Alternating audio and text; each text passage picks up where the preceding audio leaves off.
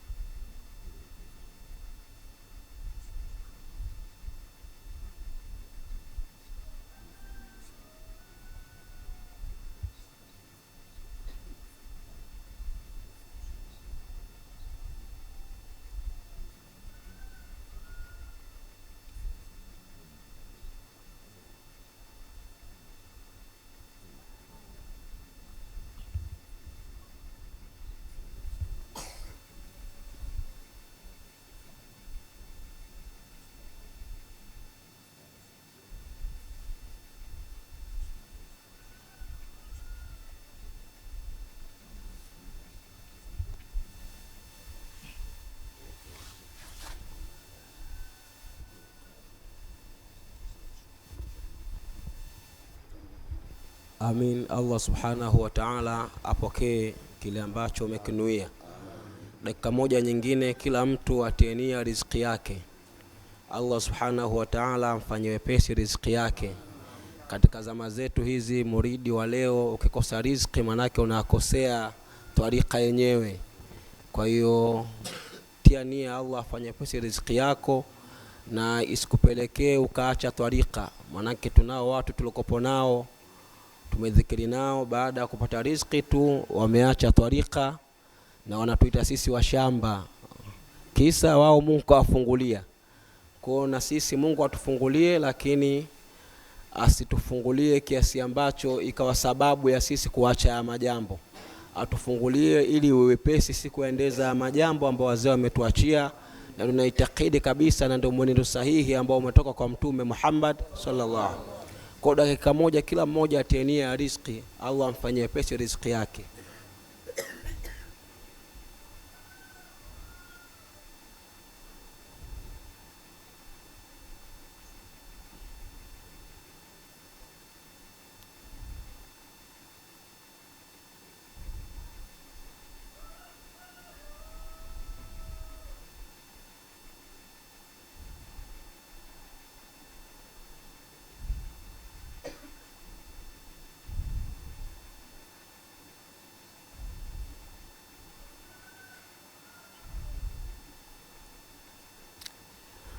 Amin. Allah apokee na kila mmoja wetu amfanyie wepesi riziki yake. Na tulizungumza riziki hapa, maana yake atakuwa na mke mmoja, maana yake ongeze mke mwingine ni riziki pia. Amina. Lakini mmejisahau kuomba hilo jambo. Sasa wewe khalifa mzima una mke mmoja, ukhalifa wako wa nini? Unasoma vizuri, unaghani vizuri, watu wanakutunza na kilemba cha kijana umevaa, lakini una mke mmoja. Sasa tumtilie nia inshallah, Mungu ampe nguvu za kuoa mke wa pili inshallah. Kila mtu amtilie nia, mtaja mtu jina sawa, nimemstiri sawa, lakini Mungu amfanyie pesi aoe mke mwingine. Makhalifa wote wanakuwa na wake zaidi ya mmoja, na wake zao pia wakubali kuolewa kwa sababu ndio riziki yenyewe. Tunaye shekhe wetu mmoja Dar es Salaam, tangu juzi kachanganyikiwa, kaoa mke kwa siri, basi wamejuana, basi mpaka leo shekhe hajaamka kazimia. Kwa hiyo yasitukute hayo inshallah. Kwa mke wa pili manake unakuwa na roho ngumu kidogo. Kama unajiona hilo yako sio ngumu, uweze kuoa mke wa pili. Na sio faradhi kuoa mke wa pili. Useme shekhe kasema, hapana. Kuna watu wanaweza, Mungu kawapa uwezo huo, wanaoa mke wa pili, wanahudumia, hakuna njaa wala hakuna maneno, au Mungu kawapa nguvu hizo. Wewe kama unajiona uko baini wa baini, wewe tulia na huyo mke mmoja. Tumswalie Mtume Muhammad. Jambo la mwisho kipekee kabisa katika dua hii, tumtilie nia mufti wa Tanzania Sheikh Abubakari bin Zubairi ibn Ali wa Mbwana kupitia dua hii. Lakini kipekee kabisa tumuombe kaimu wetu Sheikh wa mkoa Sheikh Abbas Ramadhani Abbas, ambaye ana kaimu Sheikh wa mkoa wa Dar es Salaam. Mkoa wa Dar es Salaam kama mnavyojua Tanzania ni Dar es Salaam. Kwa hiyo ni mkoa mzito, mkoa mgumu, na nchi iko pale. Kwa dua hii ya Sheikh Uwesu, Allah muimarishe, ampe nguvu, ampe afya njema, lakini ampe utawala uliokuwa bora kwa heshima na baraka ya Mtume Muhammadin sallallahu alayhi wa alihi wasallam.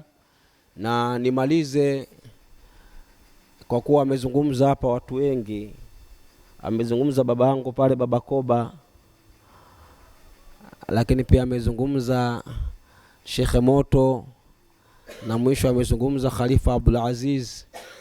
Abdul Aziz katika watu ambao mimi nimesoma, kanisomesha Ikhlasu Nurul Yaqin. Sheikh alikuwa anatuambia tutoke Zawiani twende kusoma Mabibo. Kipindi hicho anakaa Mabibo, tunatembea kwa mguu pale. Mimi niko kama Jaafari nimemwona hapa. Tukatoka kwa mguu pale mpaka Mabibo. Unafikiria hebu angalia hicho kipande. Kama Jaafari atoke pale Zawiani mpaka Mabibo. Wewe unatoka Makongo unaenda Uzuri, unapewa na nauli bado unategea. Na bajaji unakodiwa lakini bado unaingia. Sisi tulitembea kwa mguu kutoka pale. Bwana anatufundisha Khulasu Nurul Yaqin. Na tukitegea anatupiga makwenzi. Alikuwa na dada yetu Asma anatuendeleza. Kwa hiyo ni mtu ambaye mtu wa kheri, na Mungu aliwalea hao walikuwa wawili. Mwenzake ni Khalifa Zaidu. Hata kwenye mjadala walikuwa wanaenda wote. Na huyu bwana yeye Mungu kampa karama tangu muda mrefu. Huyu alitumwa Tuliani kwenda kusalisha. Niliwasimuliaga baadhi ya watu. Kuna watu muridi wako zama hizi lakini ni watu wa zamani. Yani wao wana imani, yani wana ucha Mungu ule wa zamani, yani wacha Mungu kweli. Alivyoenda Tuliani pale, Tuliani katika mji ambao unasifika sana kwa wachawi. Kwa sisi Waluguru, ukisema Tuliani, huo mji hatari sana. Kwa hiyo bwana yupo hapa mwenyewe anasikia. Akaenda kuswalisha tarawih kitu kama hicho au, lakini anaswalisha katikati ya swala akajanyoka mguuni. Hata tuseme haki lillahi taala, muridi wa leo hapa nani anabaki katika huo msikiti? Sema haki lillahi, mimi nabaki. Mtu mmoja anyoshe kidole hapa.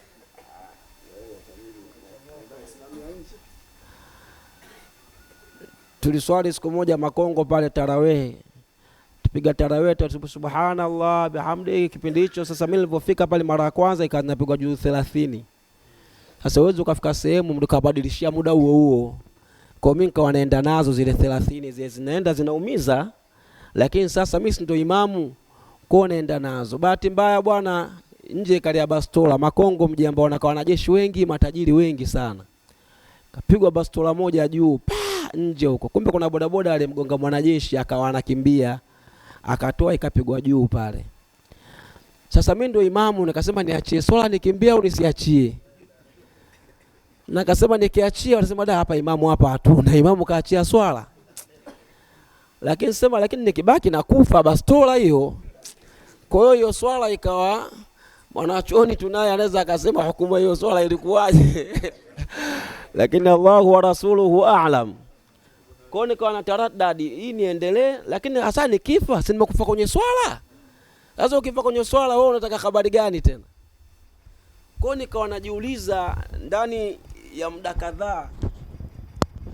Lakini sasa kumbe bora mimi kwa sababu nageuka nyuma hamna hata imamu hata mmoja, wote wamekimbia. Hata nikasema kumbe katika zama hizi maana yake mimi ndio mcha Mungu wao. Unaona hilo jambo?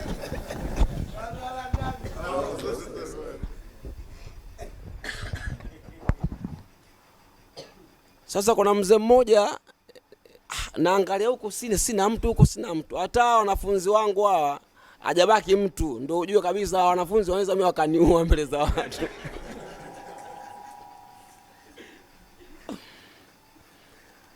Tumsalie Mtume. Sasa nikaangalia hivi natoa salamu. Natafuta kuna mzee mmoja nikamkuta yuko uani anazunguka. Anaambia wewe nini? Anasafisha choo. Choo nasafisha muda swala inakuaje? Kumbe naye unajua kwa mtu mzima wazee wengi wanakuwa hao washakata tamaa na dunia. Anakuwa ule woga ana ule muda kwenda akhira ushakaribia. Ndio maana wakati wa uzeni wakati wa toa. uko na mzee miaka 70 sijui 80 uko uchochoroni anatafuta mke wa mtu, basi ujue alikosa radhi. Lakini wa man nu'ammiruhu nunakisuhu fil khalqi afala taqilun, na mtu ambaye tunampa umri mrefu tunampunguza baadhi ya maumbile. Manake maumbile ndio hata kuona tukaoni vizuri, si ndio? Ngumi urushi vizuri, hata mambo yetu pia uwezi kufanya vizuri. Kwa hiyo nunakisuhu fil khalqi. Asa sio na miaka 90 unatafuta binti wa miaka 12, inakopo unajipatabu sana. Wanafunzi wenyewe ndio wao tuliokuwa na muridi hawa wanapenda kutembea na mama wa shekhe wao. Awe si mama tu, mama utatoa radhi mpaka utamaliza, bado hao wanadunda tu. Kwa nini? Manake hizi zama sio za kumwambia mtu ingia katika moto, akikataa kata amri ya shehe. Manake hapo kosa itakuwa lako shehe, hujamsoma ule. Sababu tunao muridi hapa ikiingilia na ziara na dufu na kimbilia kwenye dufu, tupo zama hizo. Na anagani mpaka analia kwenye dufu. Sasa wewe dufu unalilia nini? Ayubu wewe nini? Tukiwa huko tena madada bashairi analia tena. Sasa huko unalia na huko unalia, inakuwaje? Lakini ndio zama tulizokuwa nazo. Tunaelewana vizuri?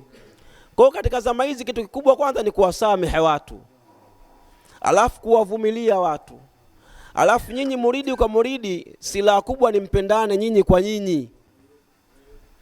Yani isitokee muridi akawa ana uchungu na mwenzake, mkipandana nyinyi kwa nyinyi, basi jambo limekuwa jepesi sana mbele ya Allah subhanahu wa ta'ala. Na hakuna namna ambayo twadika itafanikiwa kama watu wakipendana wao kwa wao. Mkishapendana manake mtashikana. Mimi nakumbuka mpaka kipindi hicho tunaenda kusoma mabibo, maana yake Abdul Aziz kaozeshwa dada yangu Asma. Manake shekhe aliwapenda. Alafu tukaenda kusoma Kimara Korogwe, manake Khalifa Zaid kaozeshwa dada yangu Zainab. Unaona? Alafu wakati watu wanakuja likizo, huyu bwana nakumbuka mimi nilikuwa mdogo, lakini huyu likizo nyingi kaja huku na Khalifa Sefu, huku kacheza sana huku. Kuliko hata Viswayu, kuliko hata Kirunga kwa babu yake. Ngwalo akaenda likizo, anamchukua huyu bwana, dada yangu Pili na kaka Jilani. Wanakuja huku. Asa ikatokea mzee akamwozesha Khalifa Sefu dada yangu Pili. Hata sijajua yule bwana kuja likizo alikuwa katika mingo zake au vipi. Mzee akamwozesha. Maana yake kulikuwa na wajanja bwana. Kulikuwa na wajanja, na mimi dada zangu alhamdulillah walikuwa wazuri mashaallah. Sasa mlikuwa mmoja kusoma pale, mwingine anasoma na dhartu, jicho moja linaangalia huku. Wewe habari gani unaleta bwana? Tafsiri yake ni mahaba, si ndio? Akawatoa mabinti zake akawapa wanafunzi wake. Ni mahaba hayo. Hakuna jambo ambalo twarika itafanikiwa kama ni watu kupendana. Kwa mimi niwahusie tupendane inshallah. Wama yajri bihukmillah. Yapo mambo yamepita, lakini ni mipango ya Mungu. Khalifa akasema hapa misiba mingi inatokea, baada ya msiba watu wanagawana. Lakini msiba wa Sheikh Hamdani, baada ya msiba watu wanaungana. Mmezingatia hiyo concept eh? Yaani baada ya msiba watu ndio wanaungana, ndio kitu ambacho mpaka wale watu inakuwaje kuwaje? Watu ndio wamwagane kabisa. Lakini misiba mingi watu baada ya msiba watu wanagombana, watu wanavutana. Kwa hiyo wama yajiri bihukmillah, tushikane, tubebane, tusameheane, lakini tupendane kwa dhati. Tukipendana kwa dhati Allah atatupenda. Akitupenda sisi unaona mzee Moto hapa si amezungumza. Moto kazungumza mambo mengi sana. Lakini Moto katika twarika kuna kitu kinaitwa al-mukashafa. Yaani mukashafa, Mungu anakukunjulia baadhi ya siri anakupa. Ndio huyu Moto amepewa. Hizo siri kama hujafikia katika mukashafa, manake wewe haupewi. Ambao mukashafa wengine wanasema atajalli, ule udhihirisho. Na mara nyingi nasema hii tasawuf inakuwa na misamiati yake. Ukisema tajalli, ukisema mukashafa, tajalla nur la ilaha illa Allah, tajalla nur la ilaha illa Allah, tajalla nur. Sasa ukisema hiyo manake ni elimu ya kitwarika, sisi tunakuwa tunaelewa sisi maana yake. Tuulize. Kwa sababu ili ufike katika tajalla mukashafa lazima uwe na wasulu.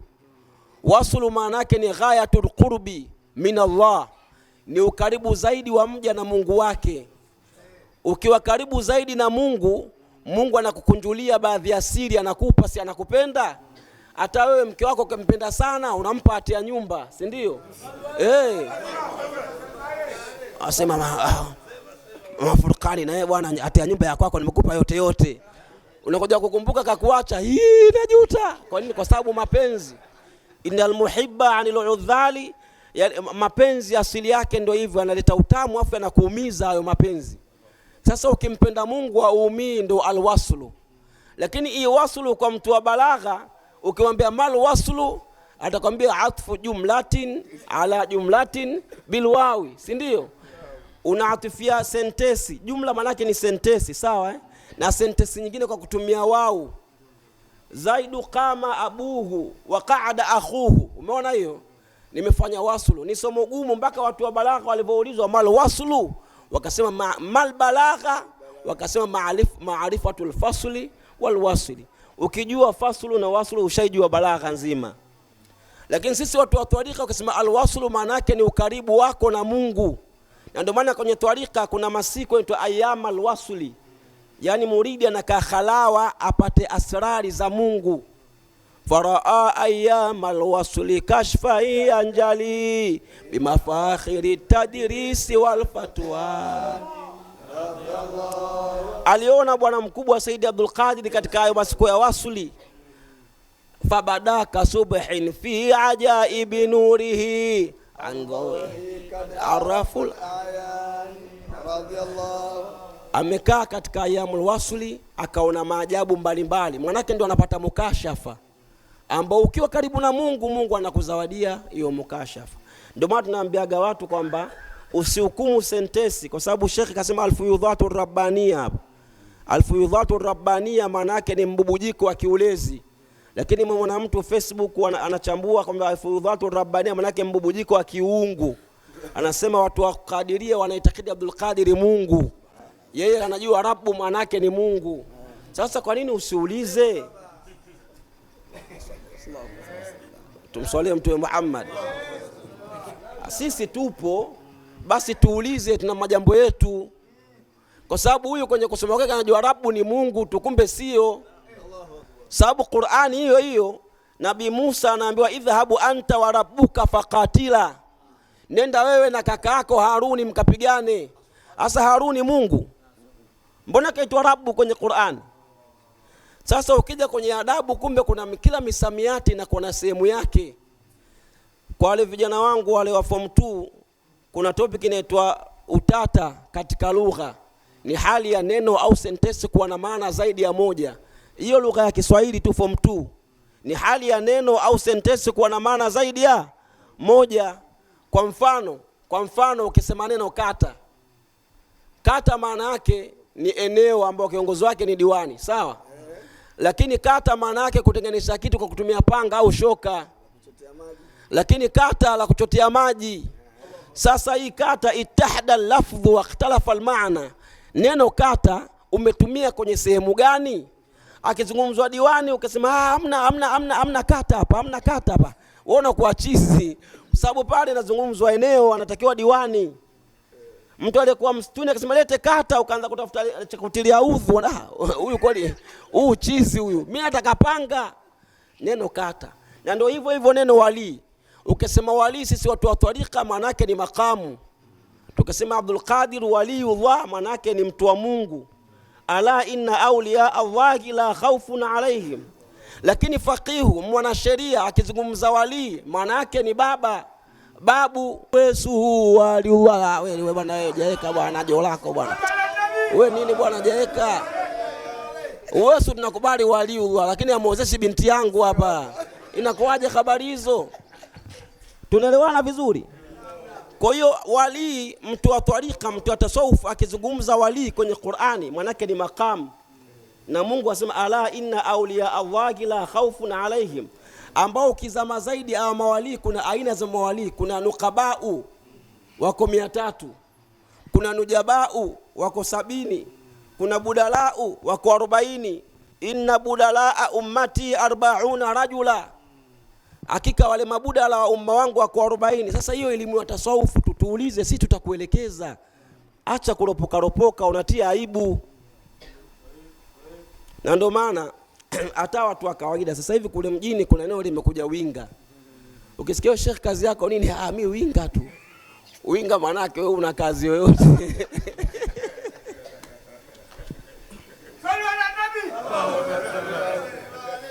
Na tunao muridi Kariakoo mawinga, muridi wetu wanazikiri hao wanazikiri mpaka wanalia uwawezi, lakini mawinga hawana kazi. Ukienda Kariakoo mzigo upo, ndio upo. Napataje? Kwani unataka mzigo gani? Hawezi umesema upo. Kumbe ukimwambia simu aenda kwenye duka la simu na kwenda kwenye duka. Ukamwambia begi anaanza kutangulia kwenye begi. Ukamwambia ubani anaanza kwenye duka la ubani kwa sare madawa anaingia yeye. Muridi anazikiri huyo. Winga. Kwa hiyo ukisema winga maana yake mtu ambaye ana kazi maalum, yani anaishi kila kazi ya kwake. Lakini watu wa mulaaba, watu wa mpira wakisema winga itakuwa ina maana gani? Ina maana ni mchezaji, si ndio? Sengine Hussein Zakwan, si ndio hivyo? Inawezekana ndio winga. Sasa wewe usiingize maneno ya watu kama uyajui. Uliza, utatia aibu. Na huko kuna lugha ya winga. Winga kuna maana nyingine anasema kwa mnyonyaji damu, wanamuita winga. Wanamuita winga. Unasikia habari hizo? Wanamuita winga. Winga ule bwana. Unasikia sasa, kumbe tukisema huku winga, kumbe mtu hata sio murinyeka kosa kabisa, kwa padili kabisa. Tunasema sisi winga. Tunaelewana vizuri hapo? Ndio maana sisi sasa watu wa tarika, tuulizeni sisi haya majambo sisi tunayajua. Hii ina maana gani na hii ina maana gani? Na ndio maana mpaka mara nyingi natoaga mfano, labda wanawake kuna kawaida maneno yaweza akawa Kiswahili. Ukiyasema Kiswahili maana yake yakaonekana kama vile mabaya. Lakini kwa Kiingereza yakaonekana mazuri kwa sababu kwa Kiingereza, si ndio? Juzi nikawa nafundisha risalatul jamia, tumesoma pale. Katika madhambi makubwa ni istimna'u biliyadi, si ndio? Lakini istimna'u biliyadi unaona kama vile neno zuri zuri. Kiswahili chake baya. Kiingereza masturbation. Masturbation kwa Kiswahili baya. Lakini kwa sababu Kiingereza kama vile mtu mwanangu kasoma bwana, you know masturbation, kumbe neno baya. Umeeleweka vizuri? Kwa hiyo hata kwenye kwa watu wa science kuna neno linaloitwa motion. Motion maana yake ni movement from one place to another. Nikitoka hapa mimi nilipo nikaenda kwa kameramani pale Nyeradi, make motion. Na ndio yule bwana Isaac Newton alikuwa na kanuni zake za mwendo. Kuna first Newton's law of motion, kuna second Newton's law of motion, kuna third Newton's law of, kuna kanuni ya kwanza, ya pili na ya tatu. Una state maswali yake, hebu state unaielezea. Muda utoshi, lakini ningeelezea ya kwanza, ya pili, ya tatu. Lakini motion hiyo kwa mtu anosomea lugha, si ndio language. Motion maana yake ni topic. Tunafanya mjadala kama tulivyoenda kule mpaka nikapigwa umeme kule limeli yao. Pigwa umeme nikawa naalisha. Bwana akaniambia umefanywa sihiri, nikamwambia hapana, achana na mimi. Sasa bwana akabali ile si mtaalamu, akaja na dawa kunywa, nikaanza kutapika. Nikapona hapo. Sijaenda tena. Sasa hivi ninaye hapa moto hapa, utanipeleka kule inshallah. Tuseme inshallah. Ila unatangulia wewe, mimi nakuwa nyuma, sawa? Unatangulia wewe. Inshallah tumsalie mtume. Imeeleweka vizuri? Kwa hiyo make motion. Kwa hiyo mtoto wako akiulizwa civics motion, akijibu physics motion, akichanganya maana yake anafeli. Ndio watu wanafeli katika adabu za kiilmu. Sisi mtu wa balagha ngombe al-khabaru ni dhidul insha, si ndio? Mtu wa mustalah ngombe al-khabaru turadifu al-haditha. Ukiamba jaa al-khabaru maana yake jaa al-hadithu kwa mtu wa elimu ya hadithi. Lakini mtu wa balagha ngombe al-khabaru maana yake dhidul insha. Ndio hivyo, yani ni mambo maalumu ambayo yana. Kwa sisi tunaambia kuambia wale ambao wamjui ya majambo, sisi tunaosikilizikiri tupo. Tunasoma hizi tarika tupo. Kwa hiyo tuulizeni kama vile ambavyo mnawauliza kwenye fani zingine. Hizi ni fani ni mustakila, inajitegemea hii fani ya tasawuf. Tuulizeni, na alhamdulillah wazee wametuandaa vizuri na wamewasafisha mpaka Kenya, huko watu wameenda Kenya kwenda kusoma kwa ajili ya kutetea hii tarika. Hii tarika bila watu kusoma haiwezi kwenda. Kuna watu wanadhikiri, si ndio? Hawezi kusoma au anadhikiri tu. Na ndio mchango wao kwenye tarika. Yule anavodhikiri yule kama Jilani Ngwalu yule anavodhikiri, mimi siwezi kuzikiri. Maana kishaona sauti yangu imekata, nilikuwa naiga nikaona wataniua hao. Unaona kabisa wale ndio kazi yao wale, acha wadhikiri tu. Mimi kazi yangu ndio hii kuambia hiyo nafaa.